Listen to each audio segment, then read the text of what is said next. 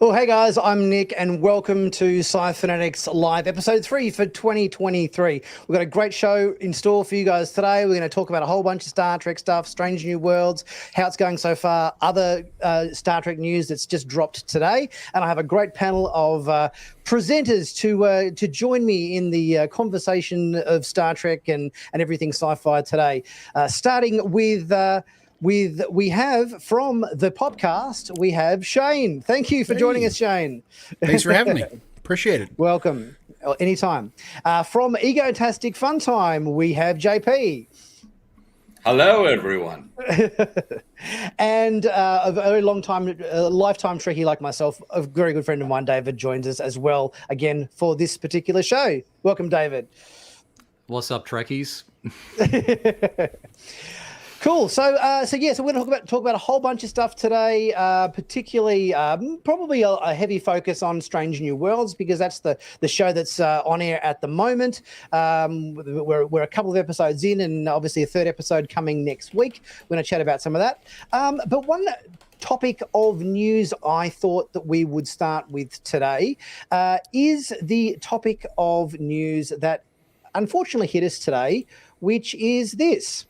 Prodigy is cancelled. Star Trek Prodigy, which has only done one season, has announced today that Paramount Plus is pulling the pin on Prodigy. It came out of the blue. They had previously announced that they were airing the second season, and today it seems to be no more. My understanding is that they are currently, I guess, in shopping around mode, see if another network's going to pick it up. But what do you guys think about this? Prodigy cancelled. This is very out of the blue. What are your thoughts? Let's start with you, Shane. Yeah, I got to tell you, I really enjoyed Prodigy. It took me a while to get into it, but the cool thing about Prodigy is that it really is the heart of Star Trek. Like, of all the shows that had come out, previously for New Trek, I felt like this one embodied the hope. Bye, David. Oh no, or bye. Did we lose our host, Nick? Nick's gone. Ooh, Nick, but just to keep going for him. Well, if he doesn't go, David, you're in charge going forward. Okay. So, all right. Star Trek Prodigy, I got to tell you, for me, it took me a little bit to get into it because I was like, all right, it's a kid's show. I have one small child, and he took a look at it and said, nah, thanks. And so we weren't going to watch it. But I had to watch it because it's Star Trek. And I loved, once we got into it, as soon as, especially when Hologram Janeway finally got into it and we realized it was going to be, okay, this is what this show is going to be, was really cool. But what's really interesting about Prodigy being canceled is that it was obviously the lowest viewed show of all of the Star Treks. And right now, a lot of the streaming services are going through this phase where they're trying to save money. And Paramount is in big trouble. There's an article that just came out that talks about, some analysts are saying Paramount has like 2 years before they're like completely done financially.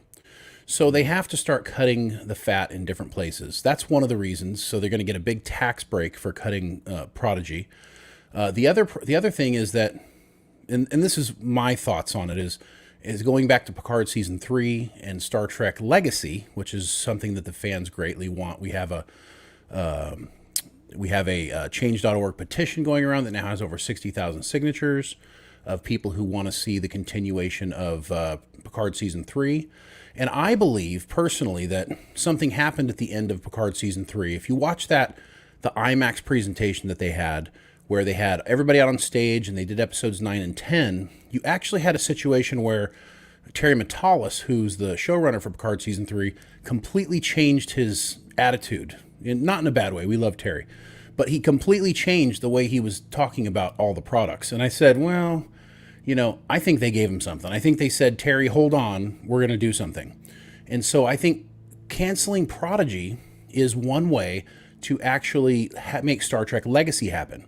Because if you think about it, Star Trek has 50 weeks a year. That's what they promised. 50 out of 52 weeks, we're going to get Star Trek, all year round. Well, when Picard Season 3 was canceled, that opened up 10 weeks. But then they said they were going to do some movies of the week. They're going to do some maybe short series. And so that really didn't leave room for a whole new series.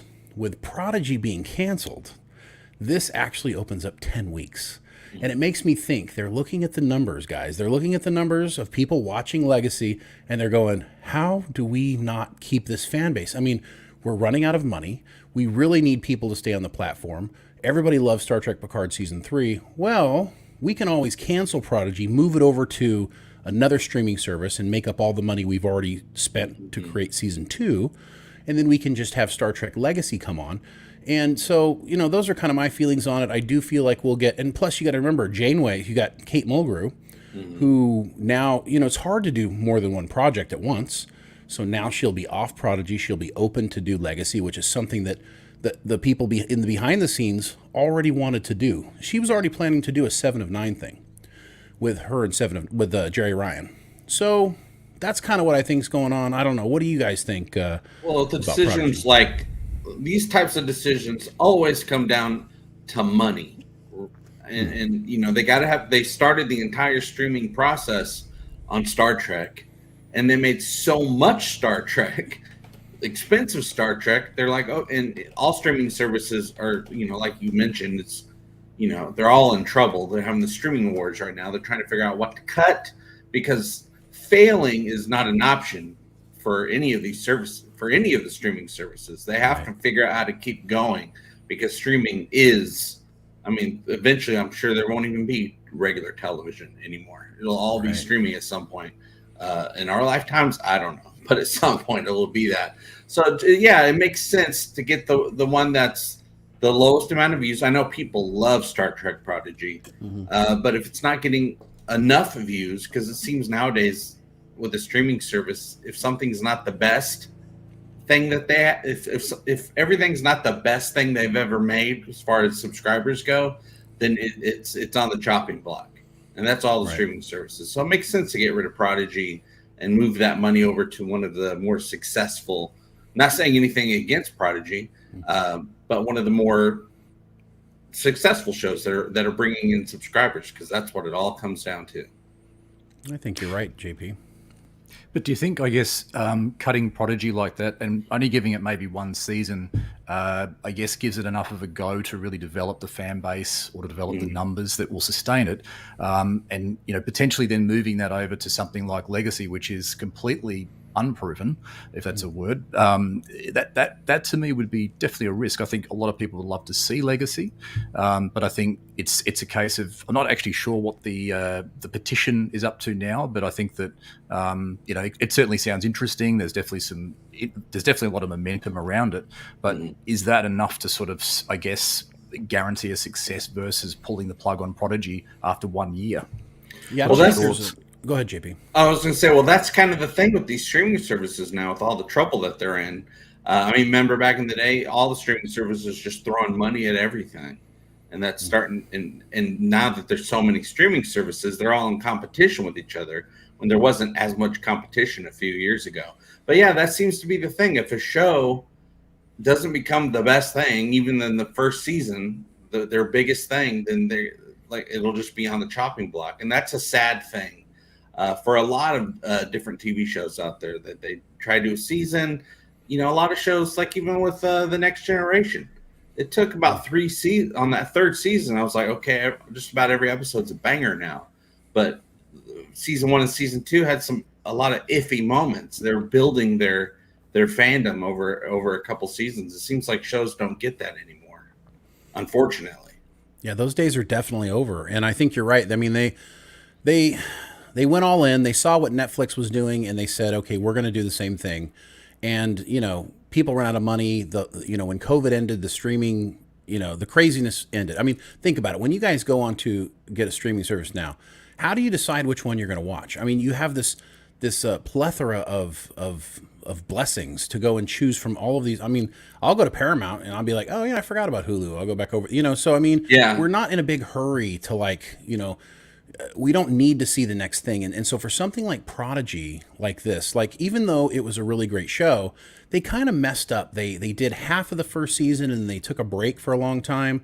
And they came back and did the other half of the season. And I think that kind of threw people off as well. So I just, without consistency, it's hard to say whether the show would be good. Now, the cool thing is they can keep doing the show. And I think what's interesting is if they want to keep doing it on another channel, oh, Nick's back. All right. Then they certainly can. That's right in the nick of time. I'm on my, would you believe my camera for some reason has died, and this is my phone I've had to resort to. Looks pretty good. I've never seen the host disappear and the rest of us stay on, so this is the first for me. That was good. David was in charge while you were gone, though. He was doing great. Yeah. Thank you, David. You're welcome. So we solved the whole Prodigy situation. You solved the whole Prodigy. We solved it. Down the fort while in my absence. Now obviously you guys have pretty much covered the whole Prodigy cancellation thing. And you've also talked about Legacy potentially taking the spot and all that sort of thing. So I guess if we're happy we've covered that as a topic, we'll move on to obviously Strange New Worlds. We are 2 episodes in, and I thought we'd just sort of start by talking about 201, the Broken Circle, the beginning of the season. We had Spock in command. We got the introduction of Pelia, the new chief engineer. We got the introduction of the Lanthanites as a race. And everything. How did you guys find 201? Were you as a season opener? The big thing about especially Strange New Worlds doing this is they put forth acceptable Klingons, in my opinion. This is true. I'm like, these are not quite the legit Klingons we remember, but this will do. This is acceptable. Like if Discovery in 2017 made this type of Klingon, everyone would have been okay. All right, that'll work. It's because these shows are a new artistic interpretation of the Star Trek series. That totally works for me. So that was a big thing. I was every frame that had a Klingon in it, I was just scanning. I'm like, okay, it's believable. I can go on with these dudes and ladies. Yeah, we've had such a variation of Klingons throughout the Star Trek franchise. I was going back. I saw watched a really great video. I can't remember who put it out, but essentially the Klingons have looked different in almost every iteration of Star Trek in some small way. Once they went to ridges. I just think having ridges, hair, and goatees or beards of some sort, it's just kind of a requirement. Once Worf came and captured our hearts, that became a Klingon. And so I think when you have a variation of that's similar to that, I think we're all fine with it. Yeah. And I think that, let's face it, there was a lot of sort of damage control I think they probably had to do after season 1 of Discovery. So I think in order to win back a bit of that bad blood that was created then, I think they've done an admirable job of restoring our faith in what Klingons should look like. Yeah, and I like that they just did it. I was saying that years ago. I'm like, just change them to look more like what we think Klingons should look like, and don't even talk about it. Just do it. We'll just forget about the weird Klingon situation from 2017. That was pre-COVID days. We don't even think back that far anymore. Nothing before COVID. Nothing happened before COVID. Yeah. David, I definitely agree. Yeah, I definitely agree on the Klingon side of things. I mean, I guess this time around with this episode, I could actually relate to one of the Klingons. I think it was Captain D'Chok, and I was actually thinking of him like a Martok. I really could sort of relate to that. So I really value and, I really appreciate the change in direction to something we're perhaps a little bit more used to. But I think maybe stepping away from Klingons for a moment, I think it was quite an interesting choice to lead the first episode of the season by sidelighting Pike, I guess. They sort of had him sort of head off to some nebula to try the Volterra Nebula to find some counsel for Una. And it became essentially, I guess, the Spock show. And that was quite interesting because, he was, I guess, challenged with his feelings since I think the Gorn episode late in season 1, where he had to kind of get into Spock rage mode, and that was definitely it was like then he's in the chair and he's commanding, so it was quite an interesting direction that they took with episode 1. I thought. The reason why Mount wasn't there in episode 1 was interesting because, the reason why Strange New Worlds really exists is because of Anson Mount. So at the end of Discovery Season 2, the fans, said we will have Anson Mount in Star Trek. And so, that's kind of the reason we're back. But the reason he wasn't on episode 1 was because he had a kid. So they had been, they planned out 9 months. And for whatever reason, we can't quite figure out why they did it this way. They didn't have to start the season out with a non-Pike episode, but for whatever reason, he wasn't able to work when they created that episode. And so that's why he was absent. So, okay. And it all works out for the viewer because I actually forgot that Anson was not in most of the episode. I was enjoying the story, and then at the end I was like, "Oh yeah, Captain Pike." What happened? And it gets the viewer to want to watch the second episode to get caught up with Pike as well. So marketing wise, it worked pretty well too. Well, when you think about it, Pike wasn't in even the second episode to any great extent. Like he was in it right at the start when he went to find the legal counsel with was it Nira on the Illyrian planet or whatever.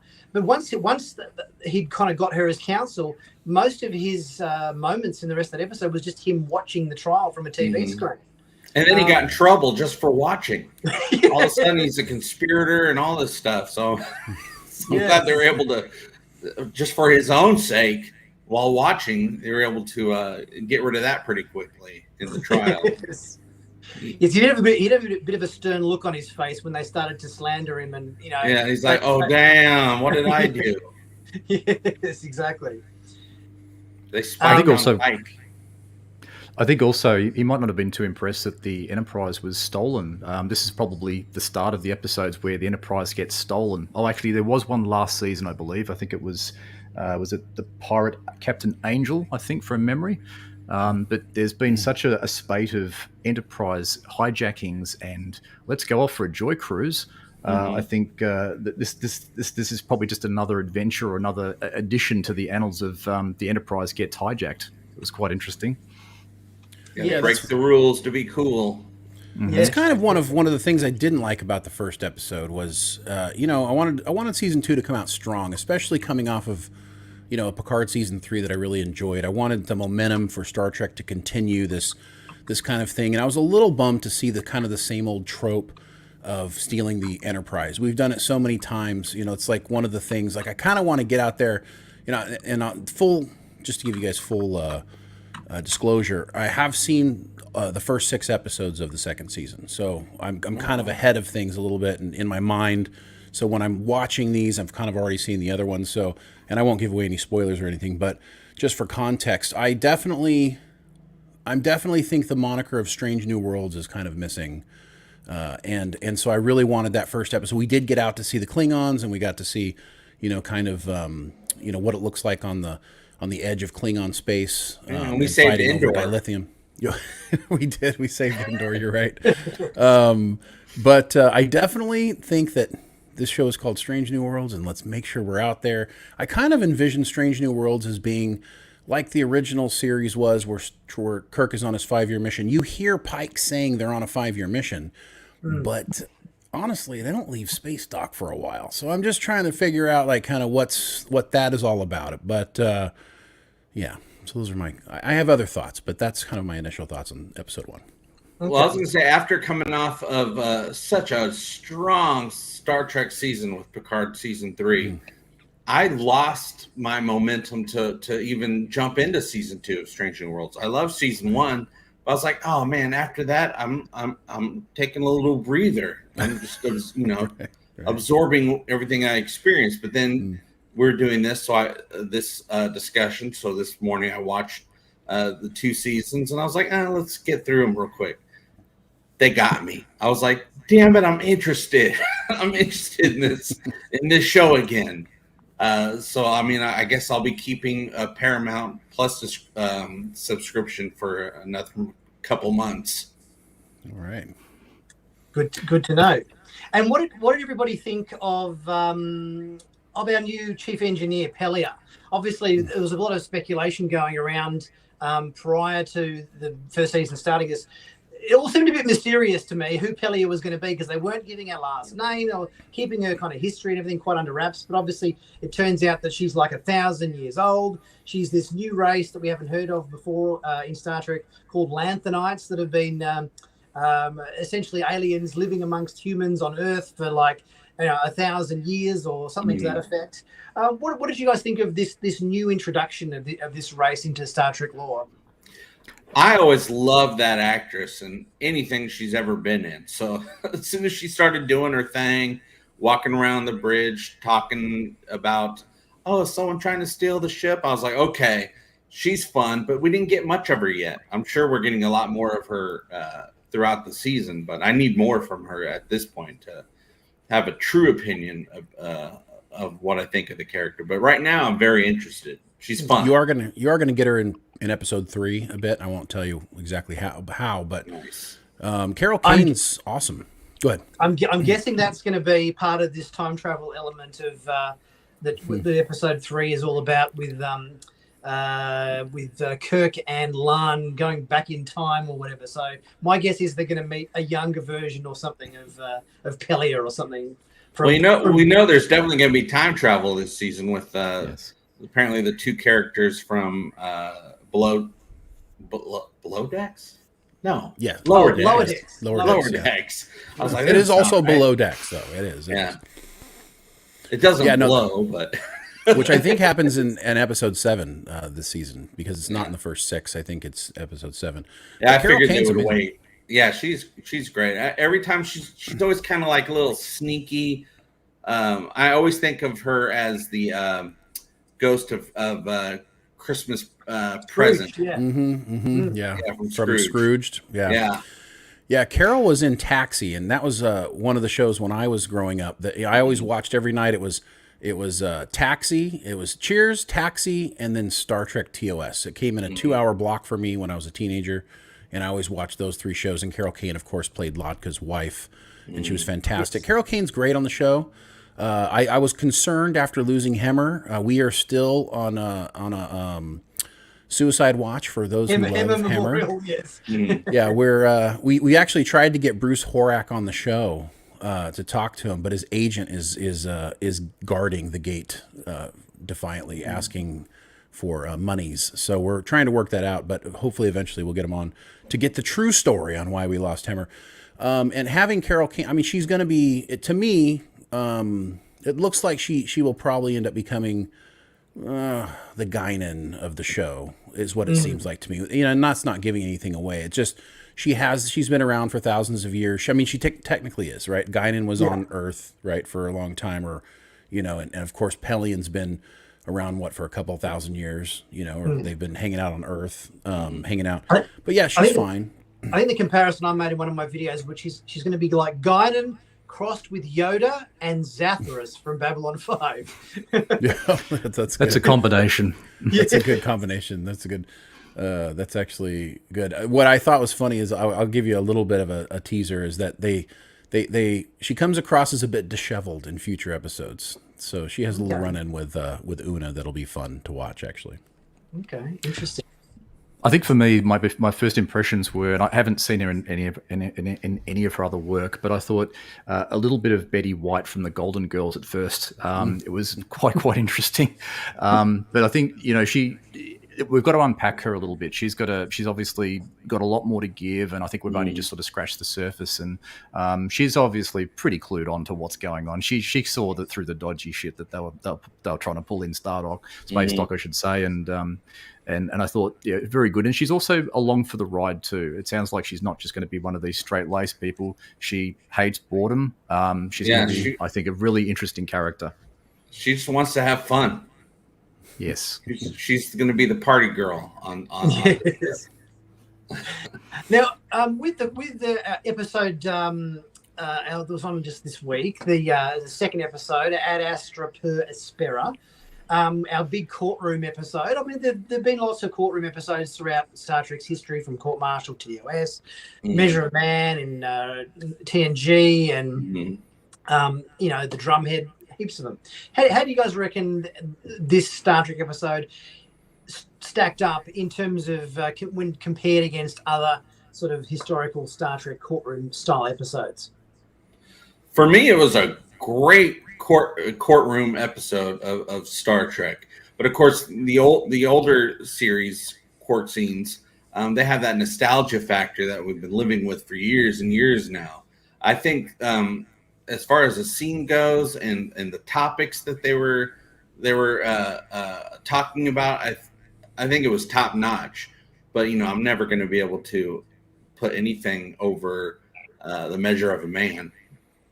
Right. Even though they're basically kind of talking about some of the same issues. Measure of the Man's the benchmark. Yeah.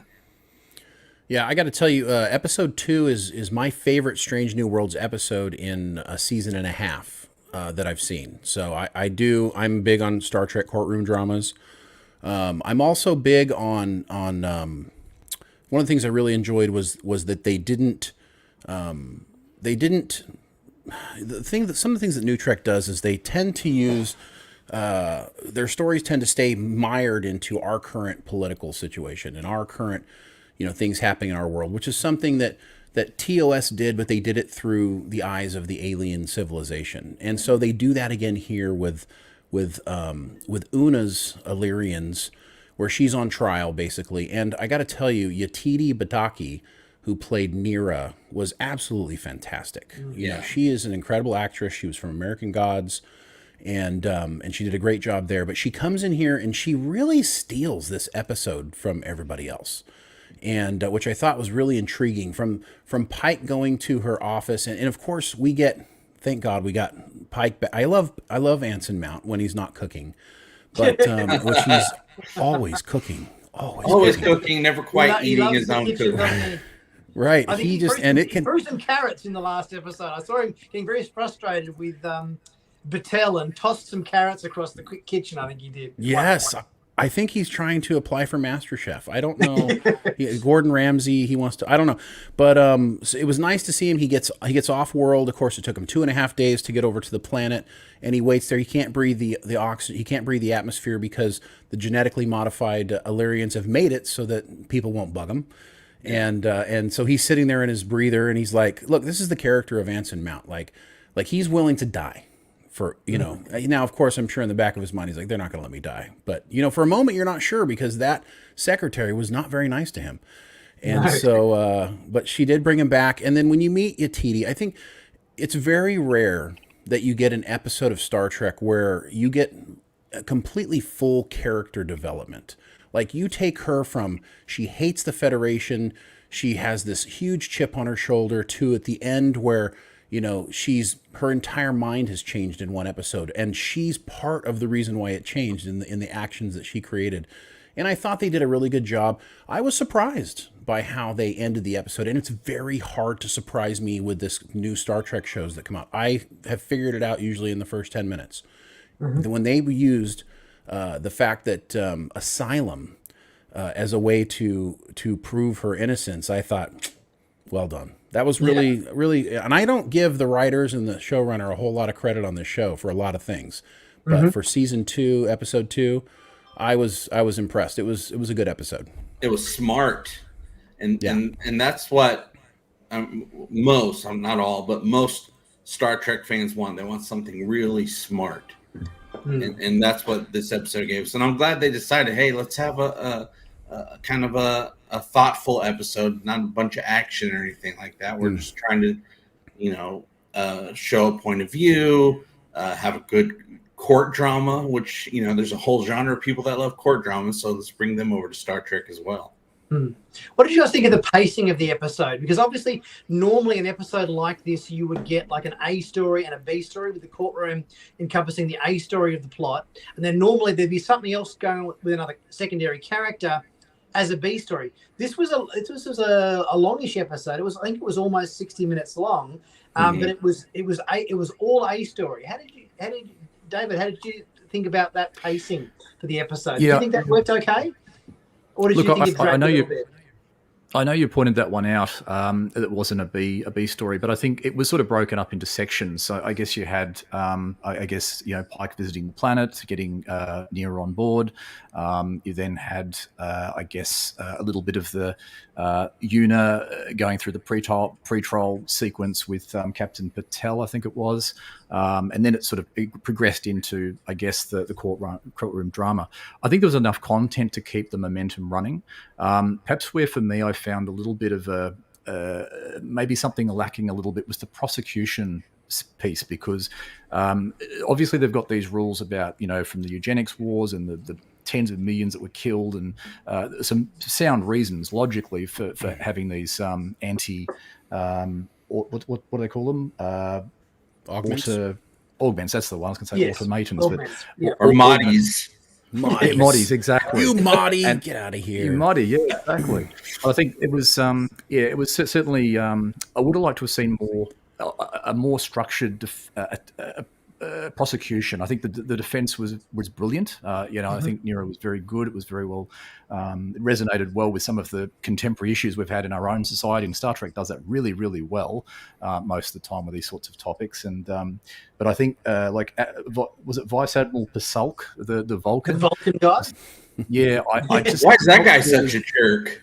Yeah, exactly. Yeah. Is he really Romulan in disguise? Perhaps I don't know. I was thinking, and I was like, "Oh, he said Spock said is one of his dad's friends that he doesn't like." Right? Yeah, one of his associates. I think David's right.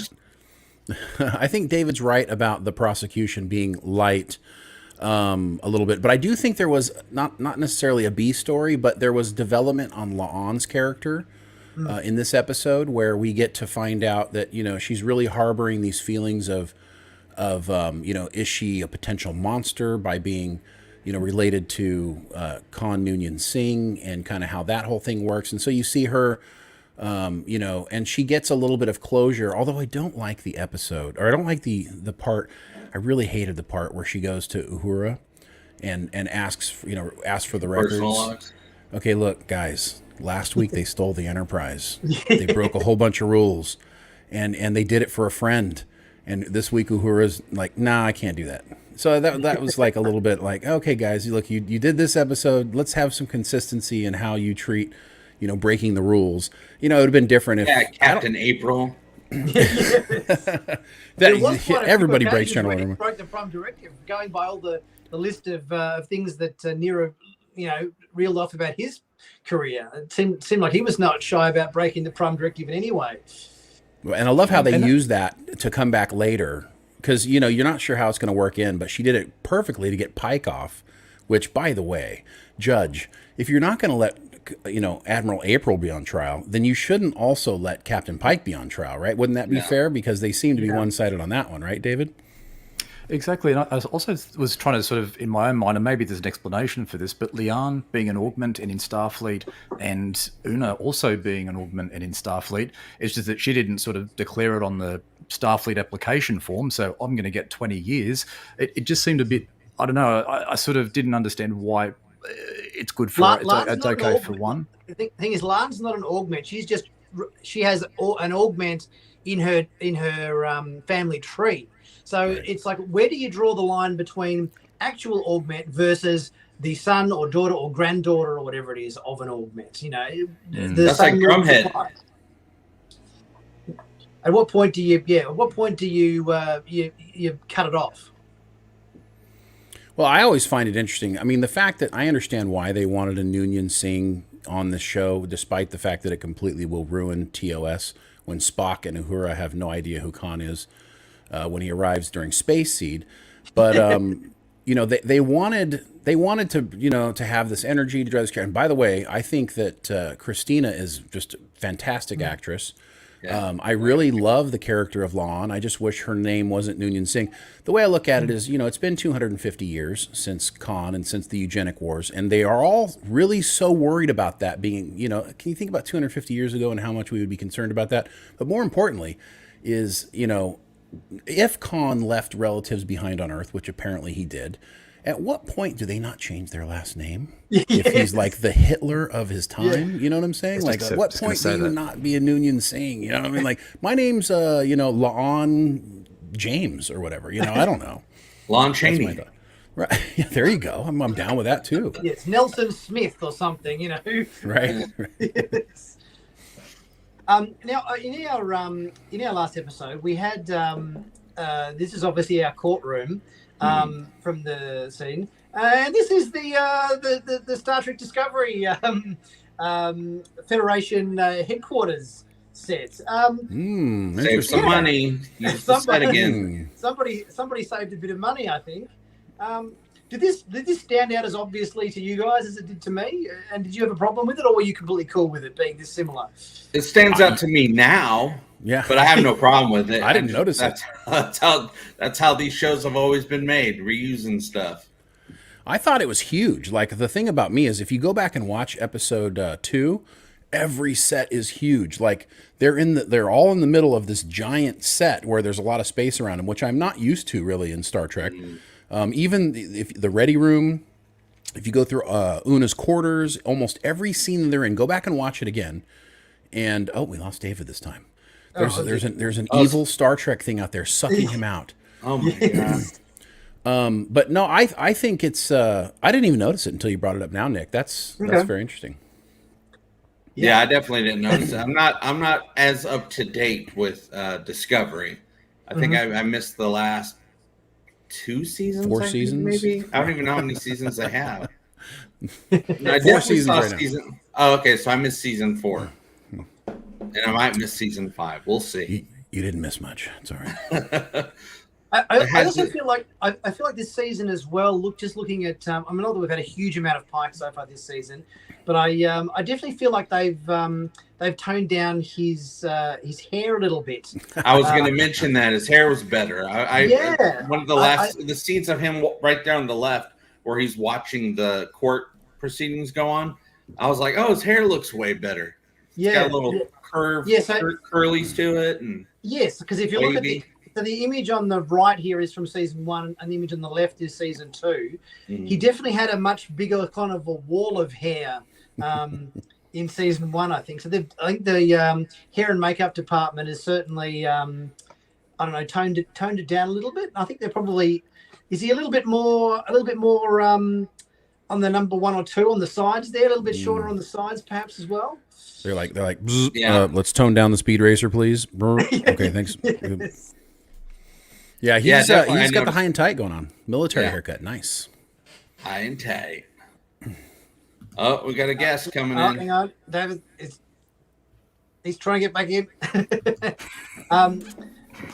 The Klingons got him, David. Yeah, are you okay? What are the gremlins in the system tonight? That's You're next, JP. You're next. Yeah, yes. Who's going to be taken down next? Oh, he's gone again.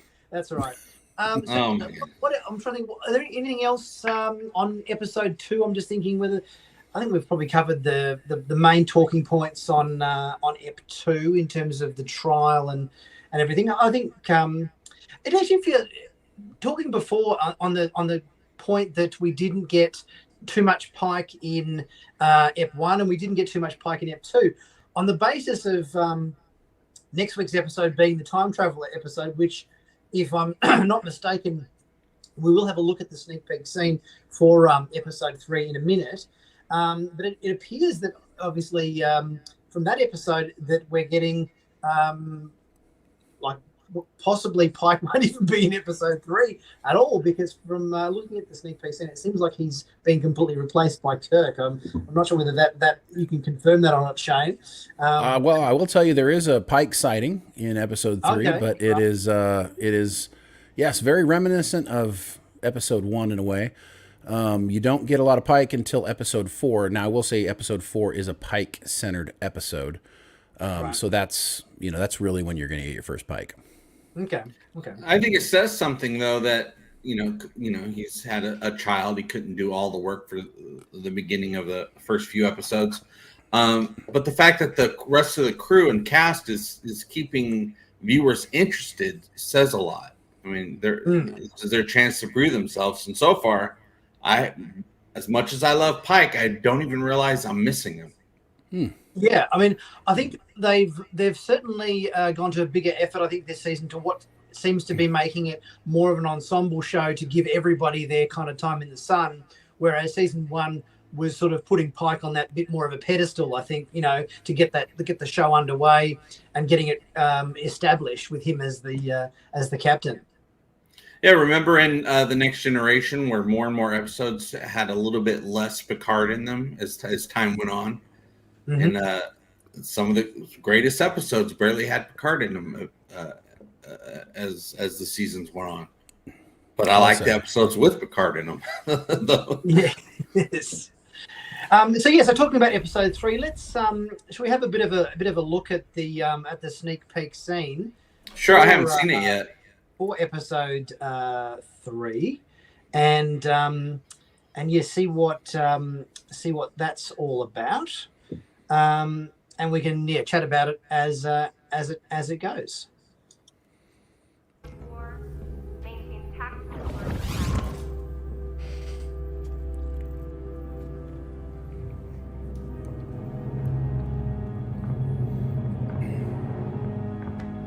Mysterious guy in the suit. Yeah. Who are you? How did you get aboard? Help.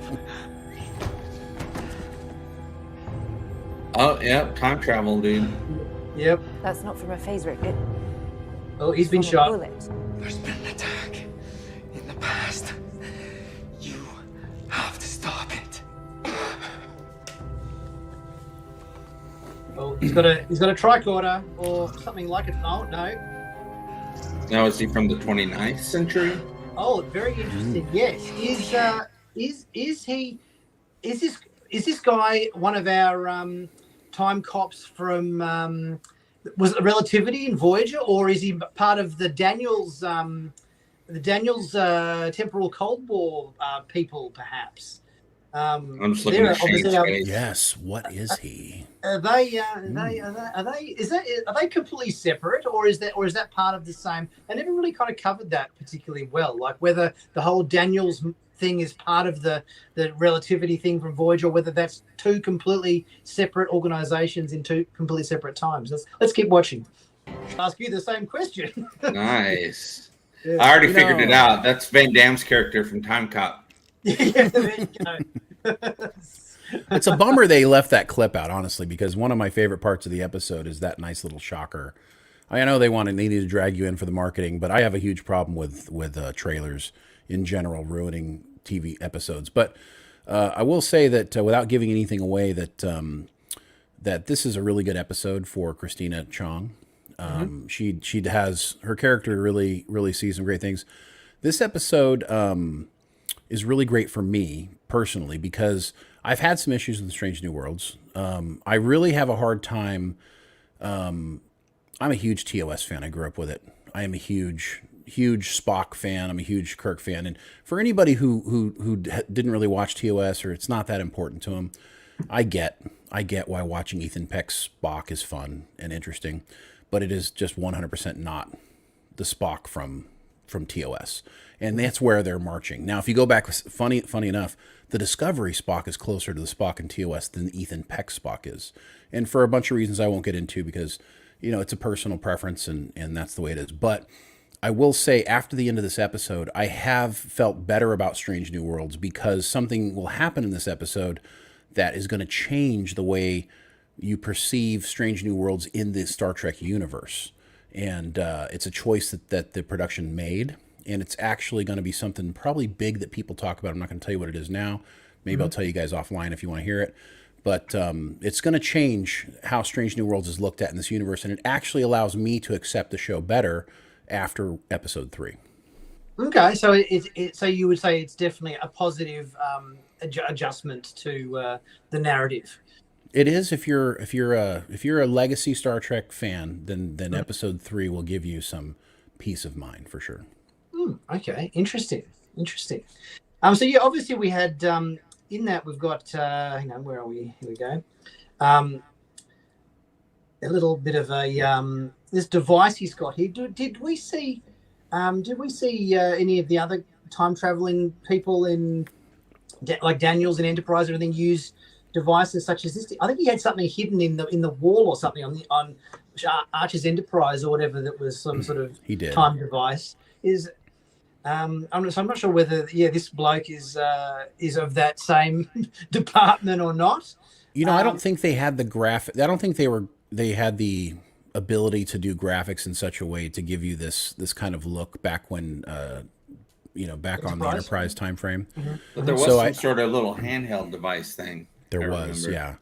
And I don't know if you get the funny thing about Star Trek, they've never done a good job at kind of explaining their future time travel agencies. And so I don't know if you get that satisfaction in this episode, but it will give you more information to do one of the best things that fans love to do, which is theorize.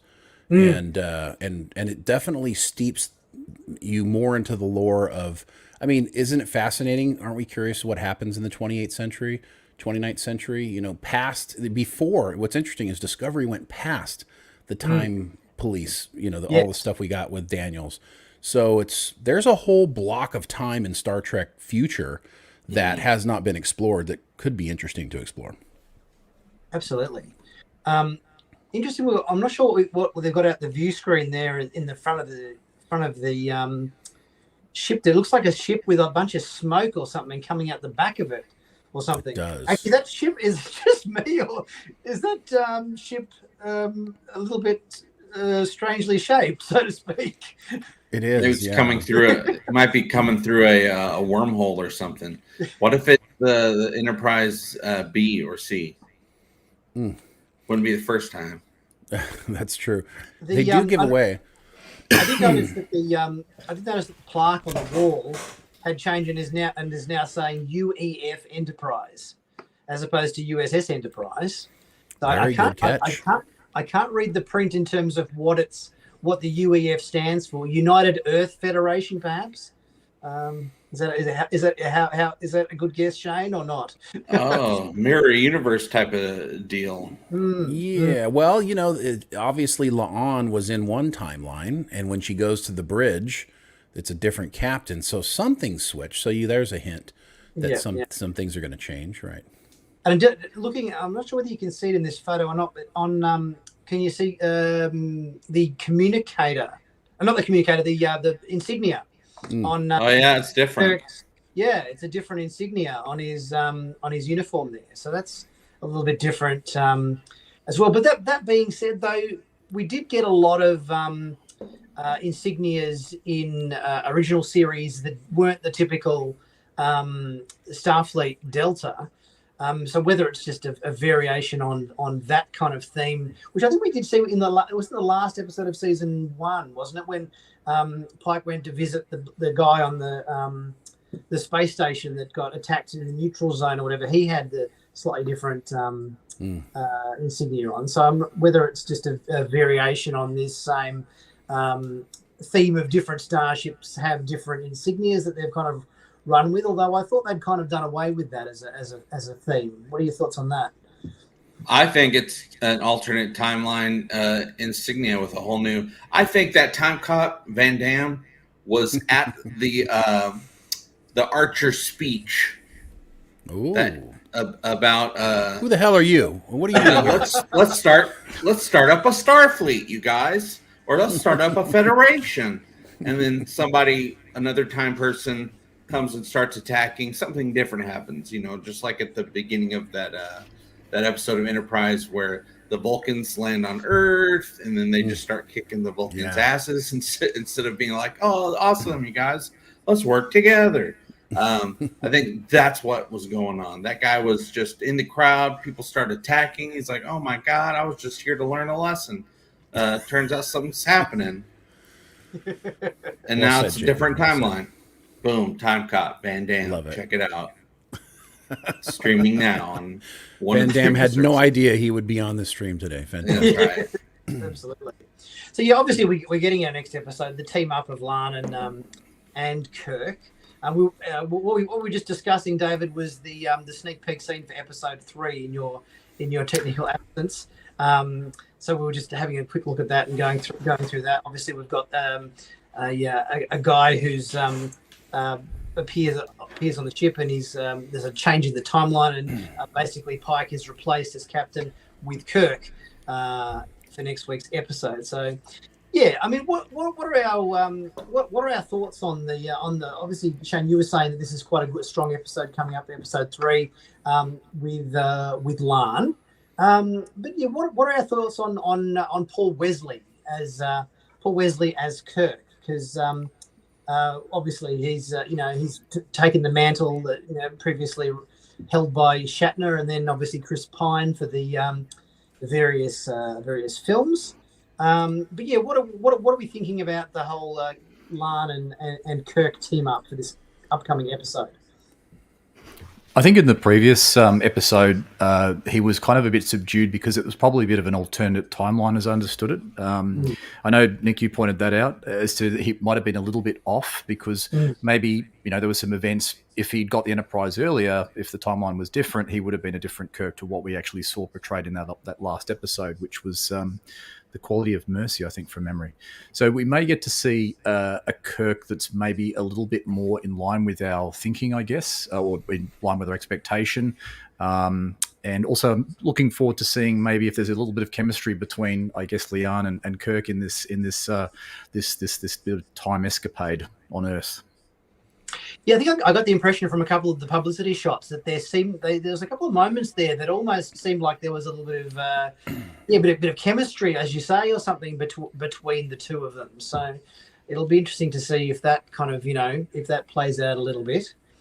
Kirk certainly had some chemistry with the roller door in the shop. I know from the from the trailer. Indeed. Well, the one thing Kirk's definitely going to have. Oh no, go ahead. No, go ahead. Go ahead. I was going to say Kirk's going to have a lot of chemistry with a lot of people as his career goes forward. Very true. That's true, particularly Orion slave girls. Yeah. Yeah. Well, from the publicity shots and from the stuff that was captured by the media while they were shooting this in downtown Vancouver, I guess. And so we do know that that shop where he messes with the door is actually a shop that exists today. And you can go, shop there. But I do think their chemistry, in my opinion, the chemistry was great. Like I really enjoyed the interaction between the two characters. And what I find very interesting is I was not huge on Wesley at the end of last season. I was kind of like, I don't know. My Kirk has got swagger. Right. And, so I was kind of like not on board. But I did like him in this episode, and I did feel those Kirk-esque qualities. And without giving too much away, there's a future episode that Kirk is also in that I've seen, and he's different. And so I'm not exactly sure what to make of that, other than whatever happened in the alternate universe Kirk. I do like that version of Kirk for sure. JP? Future Kirk. I like the guy as. Well, I wouldn't even say I like him as Kirk. I just like the guy because Shatner is Kirk. Mm-hmm. Pine is Kirk, even though I like Chris Pine as well.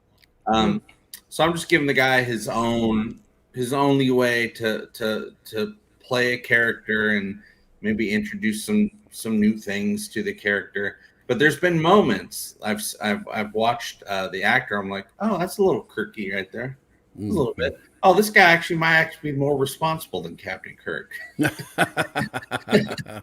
Younger Kirk was more responsible. Yeah, before he got full of himself and all his stardom, literally.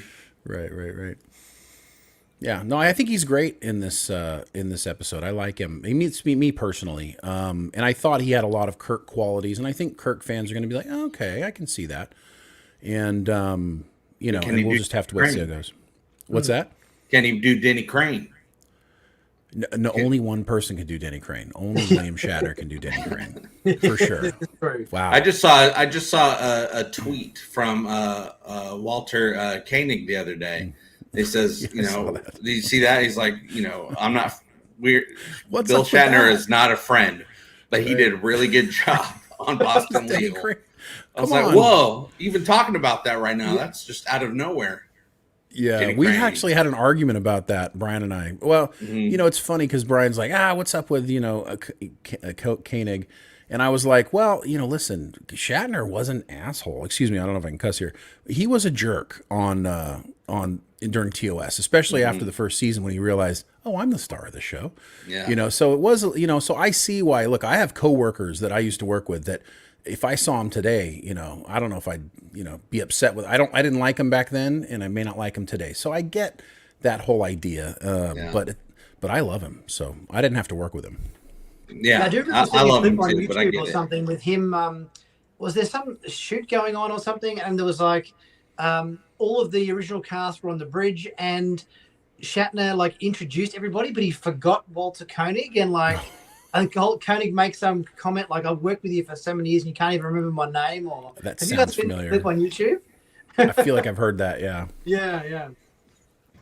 Yeah, well, Shatner, I'm not sure if he was just trying to be a jerk because he does that sometimes too. But Shatner, I remember one time he says, "I just considered them all like extras." I know. God. Well, and to be fair, And I kind of get it. I mean, it was all just him, McCoy, and Spock. It was. And he was the top of that triangle, and everyone else was just kind of bridge people.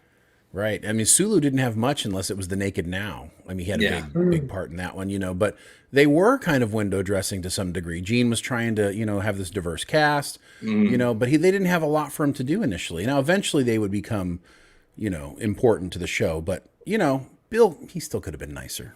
He could have been, but also he's Bill. And he probably thought of Walter as more as like, oh, he just appeals to the people that like the kids that like the Beatles. Right. You know? Well, I tell you what, Koenig had a really great episode in Spectre of the Hand. So if you go back to the TOS episode, one of my favorite episodes where they go back to Tombstone and the shootout at the Oakley Corral, you know, and he falls in love with the imaginary girl and he decides it was just a fantastic episode. So I still watch it. Although you say that the actual other cast members didn't have all that much to do, I think they still had more to do than what's been given to the Discovery Bridge crew cast members. Yes. Yeah. So even though they maybe felt a little bit shortchanged, I mean, what is it, four seasons into Discovery? I still feel like I know almost nothing about some of the other Discovery Bridge crew members. So you might know more about Book's cat. Yeah, sure. Well, and there's a lot to be said about ensemble casts, and the one of the, you could say it's a strength for some shows, but I would also call it a weakness in some ways. Like having your Spock, Bones, Kirk centered storylines really kept you focused on what the show was about. And here you have less episodes. So you got Strange New Worlds, it has 10 episodes. And as I've told you, I've seen 6. You're just going to not get a lot of certain characters that you want to see more of. And you're going to they're going to really spread that wealth around. So you're not necessarily going to get, you know, as many as like when TNG could have more of an ensemble cast because you had 26 episodes in a season. Now you're getting, you know, what did I say? We've got one Pike centered episode in episode 4, you know, and that's the guy I want to see more of. So, you know, it just depends on how you feel about the rest of the cast. And all of the actors on this cast are fantastic. I wouldn't agree that the writers always give them the best stuff. And I really wish they wouldn't, you know, I'm sorry for all of you romantics out there, but there's just a little bit too much romanticism for me between Spock and Nurse Chapel for this show. And a little bit too much focus on, you know, and I get it. It's kind of like young adult Star Trek in a way, you know, kind of. And so I get the fact that they're trying to like bring in that, you know, but for an old guy like me, I'd rather see him go out and go to Strange New Worlds as opposed to, you know, Strange New Bedsides. So, yeah, I would love it if when it comes to this, all iterations of Spock from 2009 forward, they all have some sort of romance angle that they're trying to do. And I'm like, I would like to have no romance when it comes to Spock, except for people trying to mess with him. The whole Uhura and Spock romance thing, which played out in every single one of those J.J. Abrams Star Trek films or whatever as well. It was weird. David, what are your thoughts on the romantic element of Spock and Chapel? Yeah, I got to say I do like it. I'm a bit of a sucker for that sort of thing, but I think there's got to be a bit of a balance. And I think probably coming back to the diverse, you know, the cast being ensemble versus having maybe a triumvirate of characters, if that's, you know, if you understand my meaning there, a trio, a strong trio. Yep. I think you got to find the right balance, and I think you know, too broad a cast, it's hard to give everyone the right airtime. Too small, it becomes a bit myopic in some respects, or a bit too, particularly Discovery, that was very centered around one particular area. I won't get into that one, but and I think that sort of changed a little bit in seasons 3 and 4. But and there's also, I guess, character development versus storyline. And I think what we've probably been seeing a little bit in some of these series has been too much character development and that probably goes into a little bit of that shipping space instead of actually having some decent stories. It's kind of like the storylines are kind of like being broadcast over an entire season fairly thinly, and then there's a lot of content on this character development. And I think that's potentially where Discovery maybe had a little bit of a falling into that space. I do have to say though, in the first season 2, episode 1, I really dug Chapel and the doctor's. I can't remember the doctor's character's name. Mbenga. Their little mission that they had. I really like that doctor guy because he's not old, but he's kind of got that old wise tone to him. So, because remember from the Cage, they had that old man doctor. Yes, yeah. So like, let's not go old man doctor, but let's have martini a doctor. In doctor. the show. Yes. Yeah, let's have a doctor in the show that kind of has that elder type vibe to him, even though he's. Well, it's funny because Mbenga was there also. He was the assistant doctor to the main doctor from the Cage, and then Mbenga was in TOS. So most people don't remember he was in TOS. Whenever Dr. McCoy couldn't be around, was it 2 or 3 episodes he was in? He was in 3, I think. 3, yeah. I remember from TOS. I just I don't remember. I remember seeing him. I don't remember what he sounded like, or I couldn't pick him out in the picture or anything. Yeah, no, 100% true. Babs is Babs Olusun Mokin. It's hard to say his last name. He's fantastic. And now we find out he's also a drug addict. So we get to learn. I'm not talking about anything past episode 2. Just inside episode 2. We find out he's carrying around this super soldier serum. Oh, that's right, of course. And why is it in your pockets, Babs or Dr. Mbenga? What Nurse Chapel's like, are you sure you want to do that again? There's a lot of things in Strange New Worlds that are interesting. They are not sharing with us, and I'm not sure if it's a positive or a negative. I can tell you through 6 episodes, we still don't know what this means from episode 1, season 1. Of Strange New Worlds, we don't know. It's something between Mbenga and La'an, which we don't know. Or is it just a known military signal that you give someone in secret? I got something in my eye. Is it like you've got a bit of spinach in your teeth? Well, from the first episode, it's interesting because there's a scene finally with Pike, Mbenga, and La'an where they all kind of meet, and he introduces them, and Mbenga says, "Oh, it's good to see you again." And Pike says, "Oh, that's right. You had to do her check-in earlier when she came in." And he does the whole thing, and you're like, "All right, what happened 30 minutes ago? Like, were you guys together? What's But this like super soldier on the serum, nose type of thing, right. But this super soldier serum is something we've never heard from. We don't know what it is, but he's carrying it around, and when you take it makes you kick Klingon ass. Like, that's like the whole goal of it. And I wonder whether that was put in there because the writers figured, okay, we've got the team up between Mbenga and Chapel, and nobody is going to buy for a second that Chapel is in any way of taking on a Klingon physically. So they kind of came up with this as what are we going to do? Okay, because Babs Babs, he is actually a black belt in jiu-jitsu in real life. Yes. Mm-hmm. So I was kind of cool. Like, we get to see some of his moves and stuff. That's why they created that episode. They did it specifically because he's a badass in real life, and they're like, how can we showcase this? So they wrote it in. But the other problem is you got to be careful when you're writing this stuff. When you write to include things, you can make huge mistakes with plot devices. So now you have this drug that we've never seen in Starfleet or in the Federation, that they got done watching like a Captain America movie, and they're like, oh, cool, okay, we're going to do this next. And so, but the problem is how does it relate? Now you've got to take it back to the Klingon War, which they do in that episode. Like, you see, he's got PTSD, right? So he might have this, he can't stop taking this stuff. And honestly, I wouldn't stop taking it either. If I could kick the crap out of everybody by taking this stuff, I don't know if anybody would stop taking it, to be honest with you. This sounds all like a Ninja Turtle tie-in with the show. I'm okay with that. It's the secret of the use. Splinter. He could be Splinter, honestly. He could be Splinter. He's pretty awesome. So anyways, I do think that we have to find out in the future what that serum was, or else screw you guys, I'll be pissed. Like, I got to know where that came from. Is it going to tie into the whole augment debate? Like, is it some sort of, you know, I mean, it kind of seems when you think about it, something that, you know, potentially is some sort of illegal, one of the drugs they use to actually create augments, you know. They have enhanced strength and everything. David? I think I saw something on the vial. It said cowabunga or something.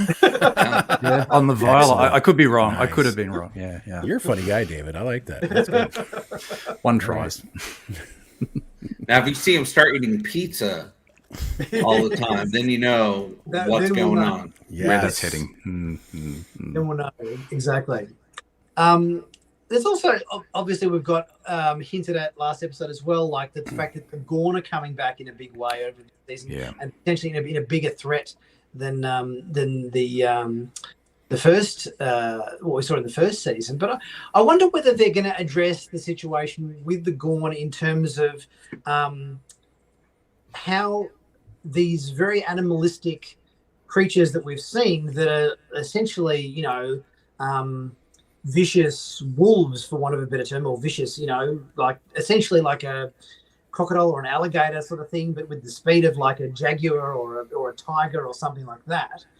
How you go from that to piloting starships around the galaxy and creating some form of organized structure in terms of political or social and so forth. Because they have an episode. At the moment, it seems like a bit of it seems opposite ends of the extreme at the moment.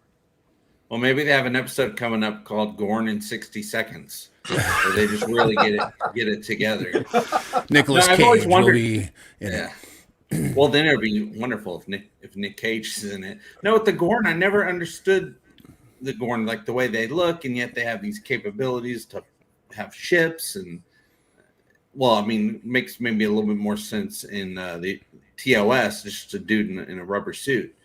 But they've, I guess, productions evolved the characters a little bit over the years, where they're more animalistic. And any type of species that's animalistic, I always like. Well, how do they fly ships and stuff? How do they build anything? I wonder whether. I mean, if I was writing the show just off the top of my head. In terms of bridging that gap from what we've seen in original series and what we've seen in Strange New Worlds, you could almost introduce something to the effect of the younger the Gorn are, the more animalistic they are. And as they age and become older, they essentially go through like a sped up evolution. So you start off them being born, they're like little, you know, running around rats that, you know, just wanting to eat people. When they're very young, but then maybe the ones that fly the starships around the galaxy, they're like the 100-year-old Gorn that have, as they get older, their physiology evolves to more evolved. Gorn, like more of a useful type of creature. More, we know, with they develop speech, they are able to, you know, fly starships. So maybe it's almost like a different evolutionary stage of Gorn, where the older they get, the more bipedal and more organized they get, and the young ones are the very vicious, ruthless, murdering, you know, animalistic type ones, perhaps. Well, that's how humans are. So yeah, I do like that theory, Nick. Yeah, they are. I do like that theory. Do you think that theory works? Yeah, I do. I like think it. It's the only theory that they can have, because the issue is that, you know, here coming up in about 7 years, Spock and Uhura won't know what the hell it is. So they've never heard of it, never seen it, don't know what a Gorn is, but apparently they've been fighting them. In fact, we're going to have an entire war like the Xindi, you know, with the Gorn. It looks like they're. Xindi. Why couldn't they just pick the Xindi? I mean, like, here's my thing: is like, if you're choose a race that we've already dealt with, that we kind of have some backstory, you can update it, you can update the graphics, and we know that we've had interaction and issues with them. The problem with the Gorn is that their reasoning for using the Gorn, and this is kind of one of my problems with the decisions they make with New Trek, is they just don't really necessarily respect the canon, and that's, to me, it's important that the characters in the canon are respected.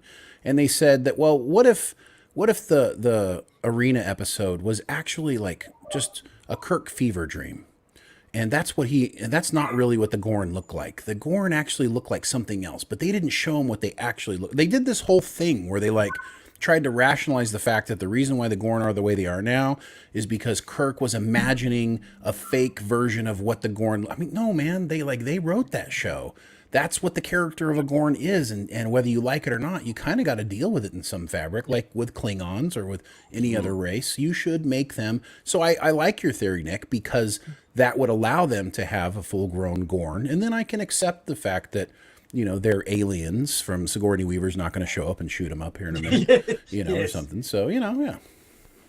The other thing is, do they have like a hive sort of a structure? So sort of maybe following on that aliens theme, do they have like a queen or some sort of gestalt that I guess controls what they do, their technology, their capabilities, and maybe there's different classes of Gorn, I guess. You know, like you could have builders, warriors, drones. You could have a whole maybe different lots of them, not just the Godzilla suit type looking one that we saw in the original series. But it's quite interesting. It's also interesting, I think, that I guess the Federation are very trying to avoid a war on two fronts. So they're desperate to placate the Klingons. They don't want to do an Adolf and have Britain and Russia to deal with at the same time. Right. And there's a bit of obviously some activity there that they mentioned at the end of episode 1. But also in episode 2, they are kind of happy to sort of put people away who are capable officers. So they kind of mentioned Spock, someone we really need in this conflict to come potentially at the end of episode 1. And in episode 2, the direction was, let's put someone over for 20 years just because they failed to sign a declaration on a Starfleet entry form. Well that they're an augment. It's kind of like, where's the priority there? You'd want to have your best people ready for a potential conflict like that coming ahead. Yeah, and Una is arguably the most competent of the competent. I think Una is probably the most Starfleet of any of the characters.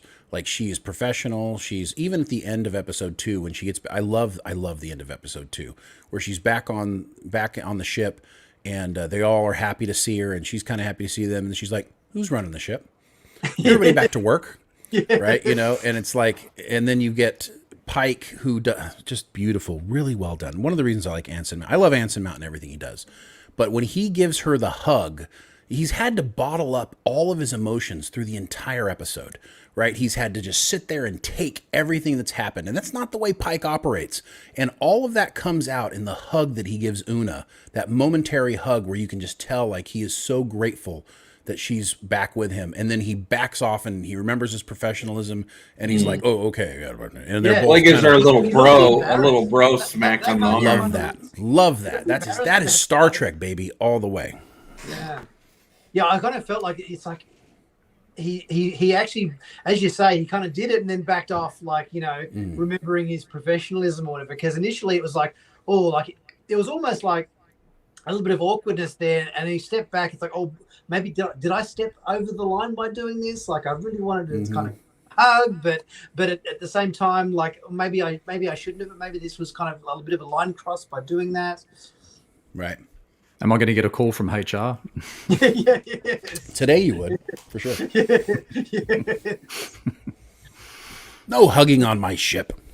But it was definitely a release for him. I could certainly, sense that it was like this, just after everything that they'd gone through. So I think that was, there was a little bit of a moment with Lian being a bit of a hugger, I think, in the alternative timeline, which caught Pike a little bit off guard. I think it was in the last episode of season 1, and he said, "Oh, you're a hugger now," I think. So there's a little bit of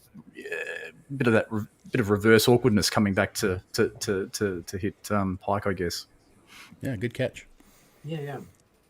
So any other thoughts about other episodes we've had it broadcast, or just thoughts about stuff that's coming up in in season 2. Obviously, I know Shane, you've seen a little bit ahead of us. I've had access to the screeners too, but I've kind of made a conscious decision that I like the speculation, the ability to kind of, what's going to be in the next episode? Let's talk about ideas and so forth. So I've kind of restrained myself a bit in terms of how much ahead I watch. Yeah, well, I think it's important, for us, the reason we did it is we wanted to do a non-spoiler review of the season for everybody before it started. So we had to really, dig into it to see it. But I agree with you. It's hard to, it's much more fun to theory craft when you haven't seen it.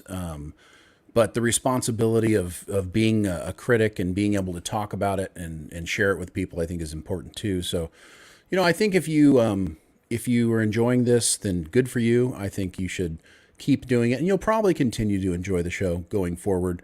If you're a legacy Star Trek fan and there's some things that you have a hard time digesting, I think after next week's episode, you might breathe a sigh of relief. For a lot of people who've been frustrated over the last 6 years with Star Trek, I think you may say, "Oh, okay, we can do. You can do this." And I won't tell you why, but and you probably know, Nick. Since people have been frustrated by specific, like, is there anything specifically or non-specifically even that you think that has been the cause for most frustration?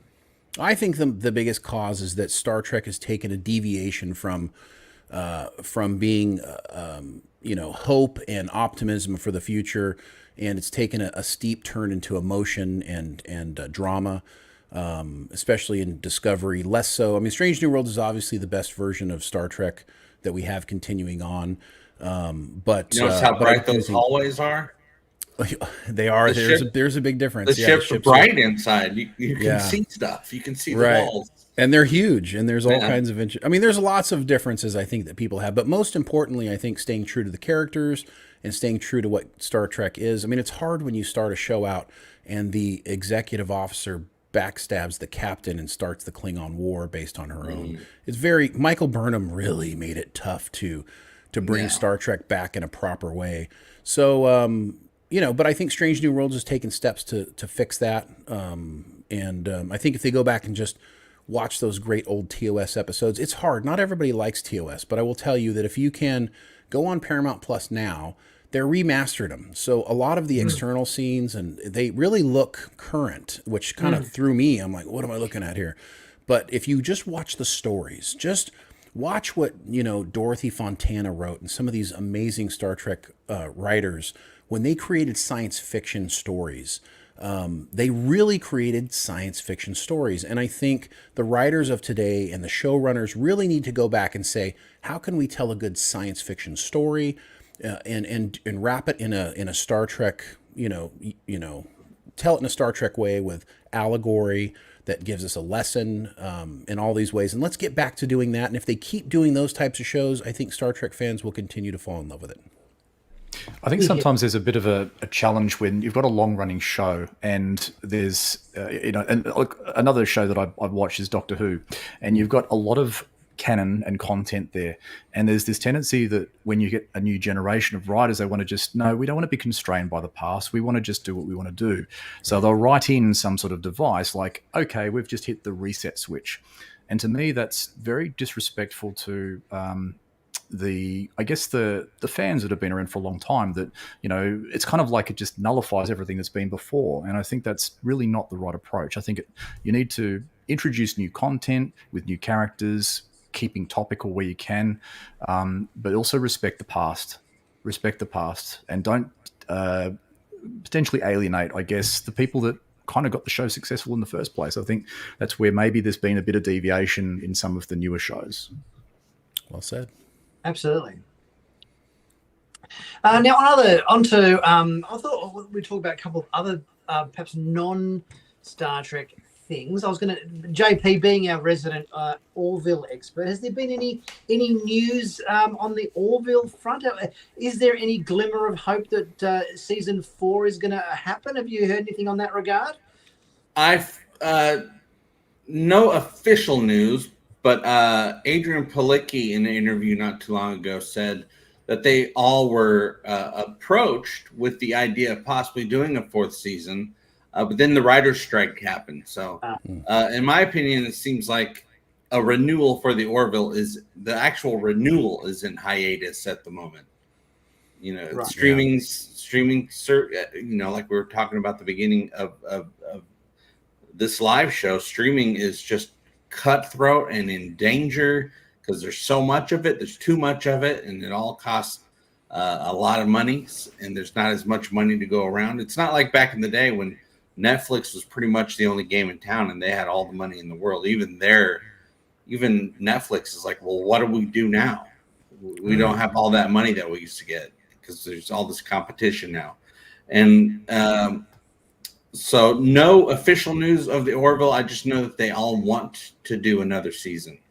Okay. Yeah. But whether or not they're going to get the money to do another season, I also know that Disney really likes the Orville. But do they like it enough to say, hey, in these troubling times, let's throw a bunch of money at it and get it made? I think it'd be smart if they did, because something like the Orville has the power to keep going season after season. It's that type of sci-fi, just like Star Trek, where it can go for decades and decades and decades because you'll never run out of stories. But we'll just have to see what Disney wants to do. I do know that Disney wants to have a big stronghold on sci-fi, all the sci-fi. But they can't have a Star Trek, so that type of audience, they can have the Orville, and the Orville will grab that type of audience that likes Star Trek type stories and beyond. And to add to what JP's saying, just really quick. So Seth actually, you know, this is not something a lot of people know. JP knows it, but Seth actually paid out of pocket for a big portion of the last scene of the Orville. And so the show cost an incredible amount of money, and he wanted it to be his magnum opus. And it's still one of the top trending shows on Hulu, even after all this time. Still in top 10. Yeah. So I do know that Tom Constantino, who we, you know, both JP and I know really well, did say he was going to come on our show. He's been rescheduling over and over again, but he said that hopefully, potentially, he would have some news. So I think he's right that there is this talk of doing it, but dang, it's going to cost a lot of money. And right now, all the streaming services are reeling, I mean, from spending. So it would be, I don't think the Orville is gone forever. Seth loves it. He wants to keep doing it. They all want to keep doing it. And we all deserve more Orville. It's just one of those shows that brings back the Star Trek heart to us. It's, you know, it's why Seth did it in the first place. He wanted to do his own Star Trek. He would have been Star Trek Discovery. He would have actually taken the mantle and probably done the whole Star Trek franchise universe like Alex Kurtzman is now. And when he they approached didn't give it to him, he did his own. Yes, he approached CBS when he heard they wanted to bring back Star Trek, and he says, "Let me be the showrunner. Let me do." And they said, they laughed him out of the room. They said no. So he basically said, "I'll make my own sci-fi show," and he made the Orville. He showed them, didn't he? Yeah, I think the Orville will be coming back. I truly believe it'll be coming back. It just will not be on our timeline. Yeah. Yes. And obviously, I'm not sure whether you guys follow this on your channels or not, but obviously we've had the announcement as well about the animated Babylon 5 movie coming in August.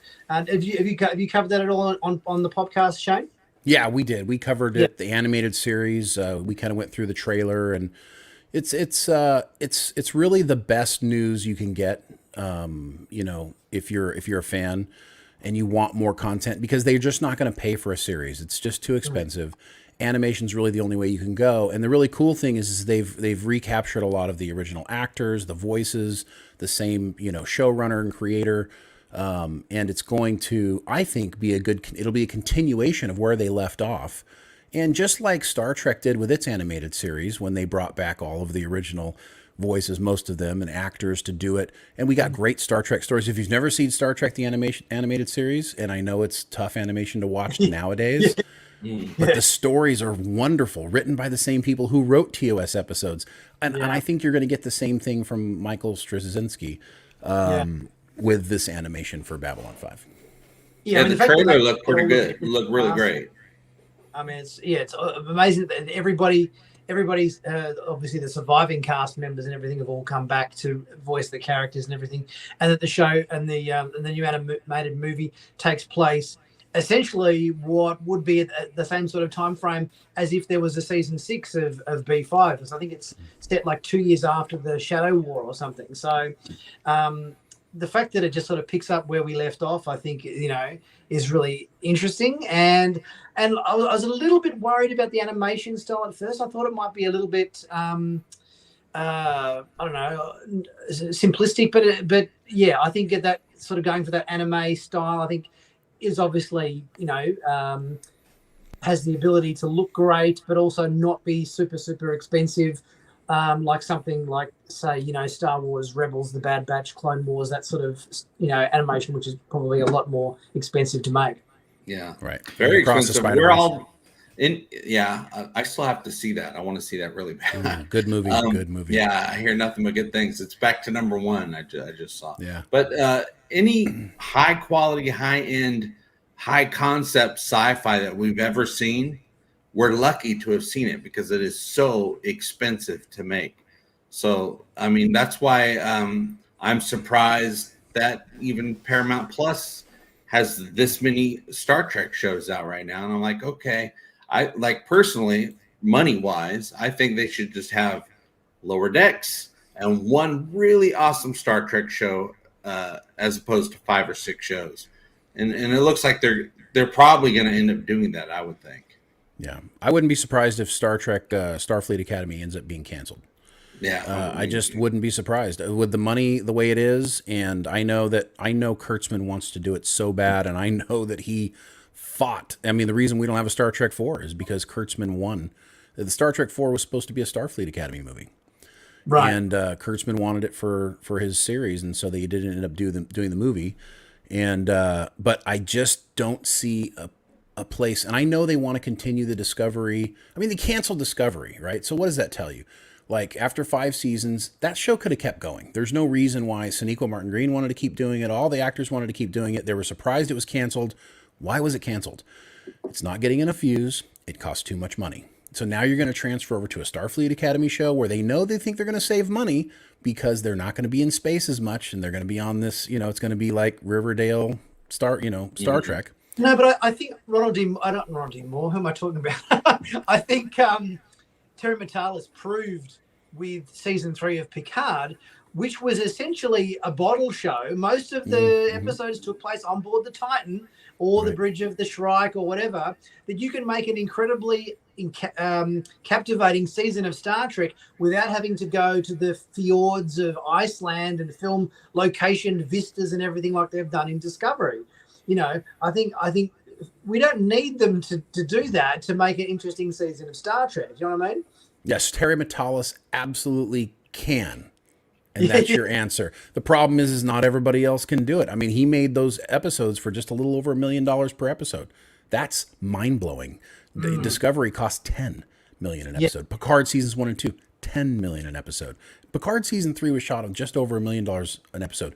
It blows my mind, and I just think that Starfleet Academy, I know they want to replace the Discovery fans, but listen, I think a lot of Discovery fans are just fine with Strange New Worlds. I think they're like, hey, this is good too. We don't have to, deal with all the 2023 modern, we can be okay with this. I mean, they're pandering to the community, the LGBTQ community that really loves Discovery, because if you notice in Strange New Worlds, they give you the lingering handhold between Nira and Una at the end of episode 2, where it's like, okay, what's going on there, right? And they give you you have a couple of trans characters on this. So, I mean, there is that IDIC in Strange New Worlds that the Discovery people can latch onto. So I say, don't do Starfleet Academy. Give us Star Trek Legacy, keep Strange New Worlds, and do Lower Decks. You got 3 shows, and you're saving money, and everybody's happy. I mean, is there any implication that Paramount Plus is in dire trouble in terms of, obviously there seemed to be, not only have they cancelled Prodigy, but obviously there's a bunch of other shows that were cancelled. The Grease Pink Ladies series and another show I think were cancelled as well. And it sort of almost seems like, are people, when you compare Paramount Plus to Netflix and the other streaming services, is it kind of on the verge of going under, so to speak? Just the fact that it's a streaming service means it's in trouble, in my opinion, because there's just too many streaming. You got streaming services now that are free. There's ones that are completely free. They don't usually have a lot of brand new content, but sometimes they do. But some people are just fine with having things to watch. Let's watch the Knight Rider channel. Let's watch the Taxi channel. As opposed to paying for new stuff. Sure, that'd be great, but people don't have all the money in the world anymore. Yeah, I just sent you a link. Yeah, amen. I just sent you a link that actually just came out yesterday, actually 2 days ago. Paramount, as we know it, has 2 years left at most, analysts say. So financially, so they're in trouble. They're going to have to figure out how to do this. They've gone the Tyler Sheridan route with Yellowstone, which has been really great for them. But as popular as that show is and all of its spinoffs, it's still not enough to bring it in, back into the black. So they're struggling, and they're going to have to figure out how to, create less shows that are better that people want to watch and still keep people on the platform. So just they're in trouble. Yeah, it's concerning, but hopefully. And I guess I was just going to say, it's more of a reason to, I guess, as you were sort of talking about before, to consolidate rather than to keep, creating more and more content, as in too many shows running parallel to each other. Just consolidate that down, put the budget into just a few key series, and have some really quality people running that rather than sort of taking risks with some of the content, which is a bit more out there and a bit steering away from maybe where the fan base is. I think you've got to really tap into also, I guess the fans, and make sure you're delivering what they want to see, what they want to watch. Otherwise, the further you diverge away from that into newer territory that's a bit risky, then you're going to have impacts on the ratings, and then you're going to have impacts on the show's future. So yeah, read the fan base thermometer. I think historically they've kind of, which I think they're coming around to understanding that this isn't the case. But I think in some cases in the past they've gone for that. Oh, we get the Star Trek fans for free, so let's target this show at a different audience. Because the Star Trek fans are going to watch us anyway. But I think that's proven that it hasn't necessarily been the right way of looking at things, that you need to lean into your audience, not lean away from your audience. Yeah, not take advantage of them and just assume that they're going to follow you no matter what you do. Talking to you, James Cameron, that's too many Avatar movies. You got to know that the last one did well before you plan the next one. He's taking that to the bank, man. I don't know how Avatar 3 is going to do, but I know the first two have just killed it financially. So, well, if it keeps doing that, then say, okay, now let's do a third one. Oh, the third one did well. Let's do a fourth one. But I mean, he planned out 5 or 6 of these things 10 years ago, and I was like, that's a little too soon. I was even getting. I remember even 10 years ago when Marvel started making all of their announcements. Oh, in 2024, we're going to have this movie and that movie. I'm like, you don't know if anyone liked the previous movie before that one yet, I have a T-shirt that says "Don't bet against James Cameron." That's all I'm going to say. So that guy's somebody who just makes everything into gold. So well, he's the original Tiamatita. So yes, he is. This is true. Well, we've sort of my list of talking points is exhausted at this point. So we're over the hour and a half. So. I guess we'll wrap it up. Any final thoughts from any of you guys about anything Star Trek or otherwise related before we wrap it up for the stream? If you haven't seen Picard Season 3, go see Picard Season 3. I have to say that sucker satisfies even more than a Snickers bar. Yeah, and if you haven't voted on the petition that Shane and Brian from the Popcast started up to get Star Trek Legacy off the ground. There we go. We've got the Terry Trek hat on and everything. TerryTrek.com. TerryTrek.com. Go and vote at the petitioner. What's it up to now, Shane? The numbers? I think it just cracked 60,000. So, which is more than 2 times what the Strange New Worlds petition got when that got approved. So it's really looking good for us. It is. fingers crossed with the void that Prodigy has made. Maybe that's potentially a good thing if it creates room for Legacy to come our way. Amen.